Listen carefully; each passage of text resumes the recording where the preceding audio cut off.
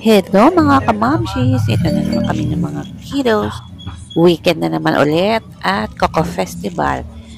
First stop namin ay bumili ng t-shirt para sa kanila. Murang-mura lang ng mga t-shirt dito sa Quality Clothing. Mga big size, lalo na sa mga anak ko. You can get it 99 pesos only. Sobrang fit ang mga t-shirt sa kanila. Next stop, dito naman kami. At pupunta ko aking Franny. Bumibili na siya sa kanya-kanyang anak. 2 days na lang, fiesta na sa San Pablo. Sobrang dami ng sidera. Pero umiwas kami sa sidera kasi sa dami ng taong namamasyal. Dito kami ngayon sa likod. Kasi bumili kami ng t-shirt. At sinundan ko ang Franny ko sa University. Saturday, pero may pasok yung dalawa kong anak. Hindi lang natuloy sa panganay ko kasi gawa nga ng street dancing. Kaya nawalan sila ng pasok. A few moments later. It's food treat time. Nakita namin tong Korean street food. Kumain kami ng tteokbokki, odeng, ang aking favorite. At bumili na rin ako ng kimbap. Ayan, kami ng aming kiddos. Nag-i-enjoy silang kumain.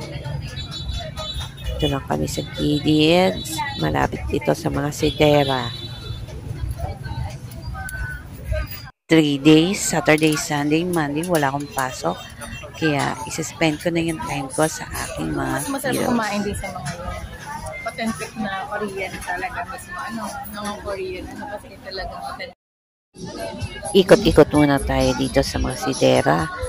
Mga January 6 pa nagsimula ang sidera. Pero, January 13 na kami nakapagsimulang mamasyal.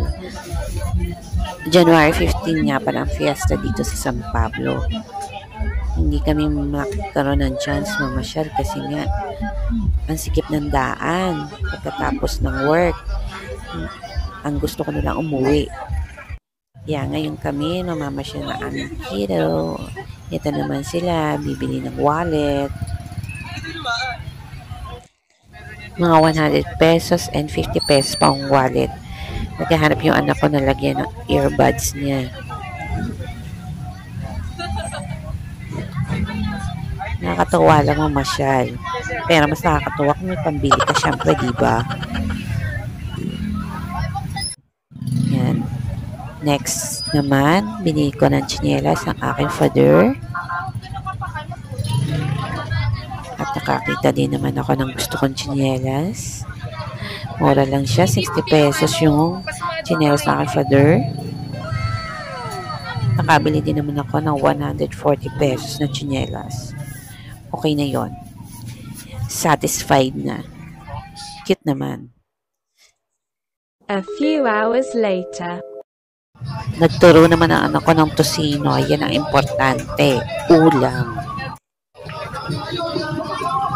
Dora Bells na ulit kami. Ikot-ikot na naman kasi hinahanap ko yung Dragon Ball na ice cream.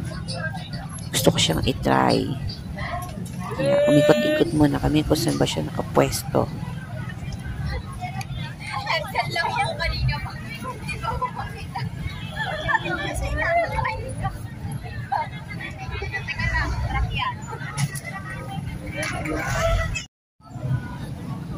Saan tayo? Nasa pataas. Taas doon.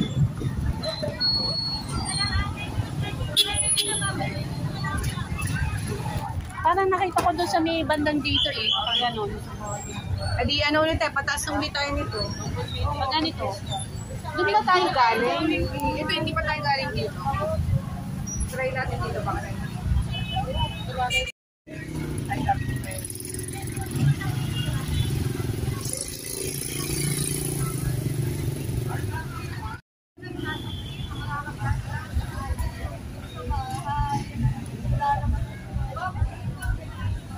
Ayun sabi ko, yung may Pena sa ulo.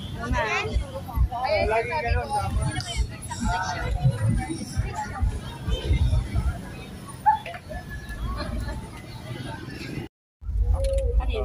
Dahil naubusan na ng pabango ang aking panganay, bili naman kami dito. 50 pesos only. At nakabili sila ng 3 perfume. Aking panganay at bunso. Enjoy na sila dyan. At least mura lang, no? Yung carry lang ng budget natin.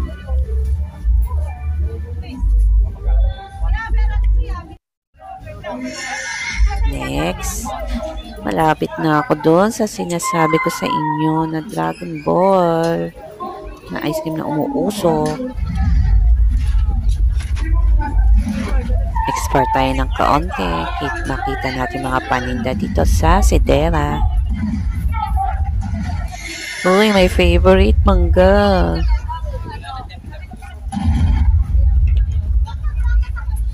Number 4.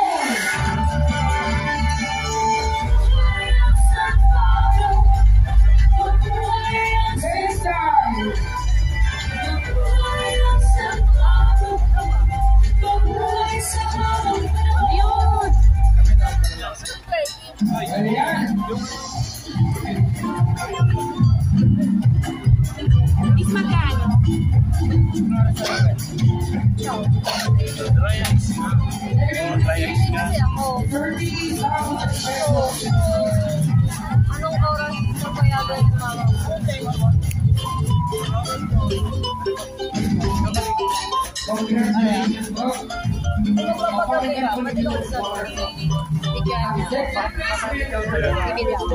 Bigyan niya ako na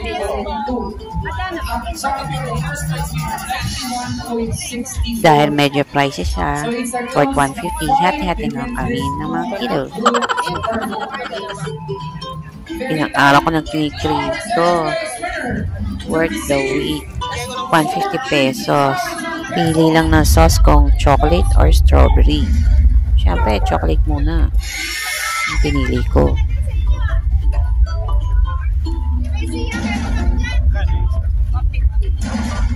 You're right.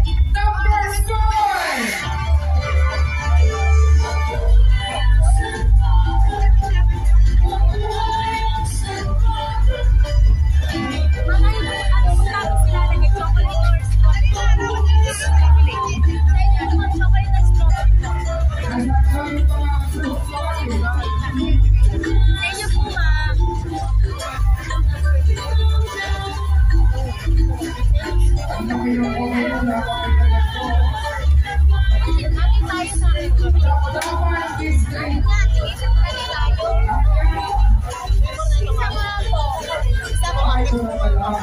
Next pa yan. Next pa po. Next pa po.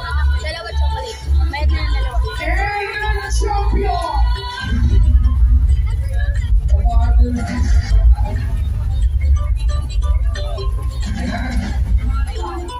What's the check for life?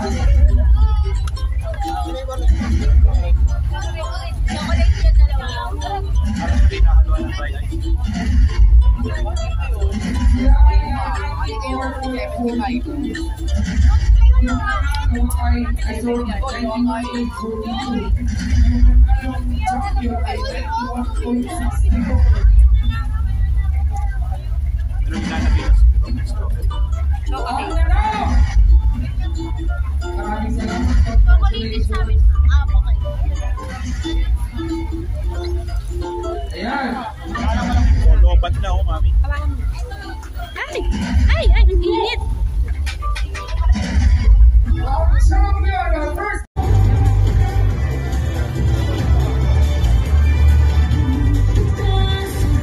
Highlight talaga yan yung usok-usok siya. Pati ilong mo. Yan, usok din.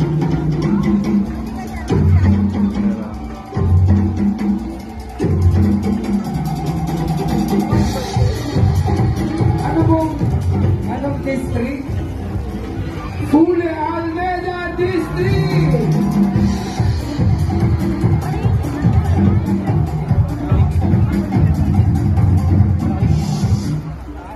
Sige lang po.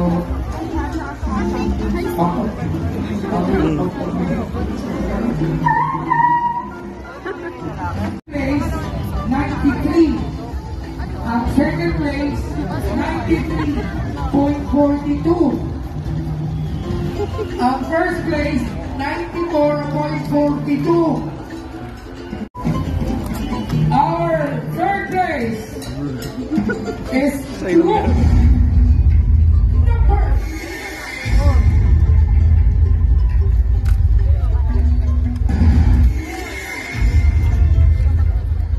number 5.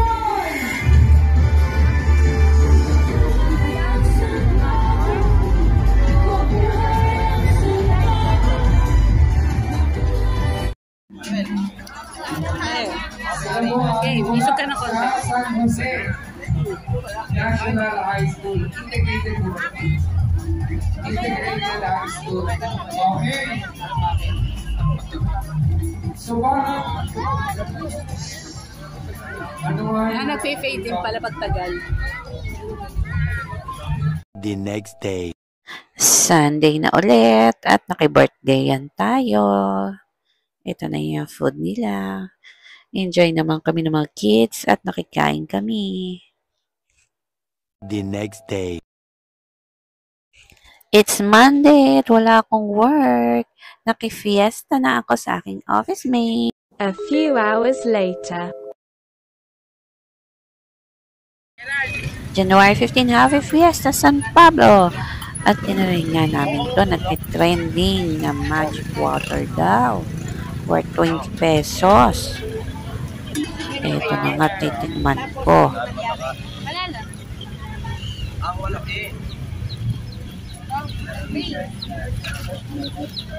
Trending, no? Yan yung sa ano, Divisoria, kay Laya. Trending. Doon pa kami natin eh. Ayun kami Divisoria. Diligyan ng ano? Banana flavor. May essence ng banana flavor. Magic water. Anong benefit? Anong miracle sa magic water? Secret! Ba't di nyo masabi? Dapat masasabi nyo. Hindi ka ng flavor. Banana flavor. Siyempre, nilagyan ng flavor. Secret, madam! After makipagkulitan sa magic water, next stop naman natin, bili naman tayo ng chocolate. Ito sa Choco Cravings. Check ko muna. At ang nakita ko aking favorite na gummies. Iba-iba lang daw ng packaging pero same pa rin daw ang flavor na nakalagay sa loob. Of course, bibili ako ng iba't ibang packaging niya. Mura lang naman, 10 pesos lang naman siya. Iba-iba din ang laman nito. Para-paras naman. Pare-pare. Iba-iba lang ng packaging. Sige, gusto ko iba-iba ng ko. Ay, nalagay. Gusto ko iba-iba. 1, 2, 3, 4. Ano pa ba? Gusto ko iba-iba.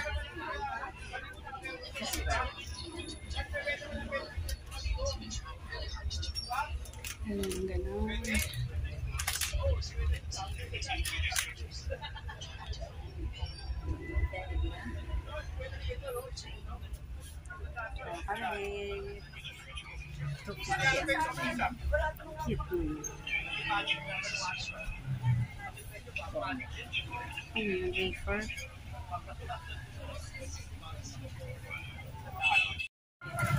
Dami talaga namimili dito kasi murang-mura lang mga chocolate at mga biscuits nila. Okay, let's go na. Pasyam na ulit tayo. French fries. Oo. Osi-osi muna tayo sa mga paninda.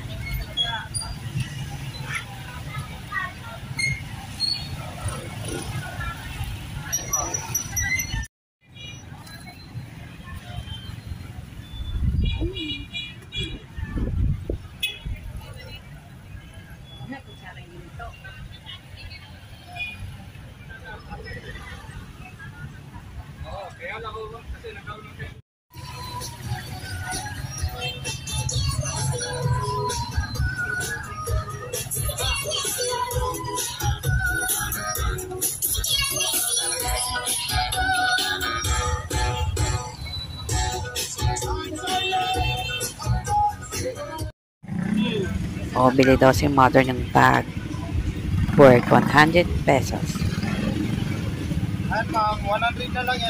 Many hours later. Dahil ilang araw na tayong gumagala at namamasyal. Ito, sobrang pagod na ng feet ko at nagpamassage na ako dito sa Pink Serenity Wellness Spa. Pumunta na kayo dito, very accommodating ang mga tao dito. At ang sarap talaga magpamassage. Babalik talaga ako dito para ma-avail yung iba nilang services. Sa mga nails, massage, facial, at kung ano-ano pa. See you next time! Like and subscribe and click the notification bell para updated po kayo sa mga susunod kong videos. Thank you, bye!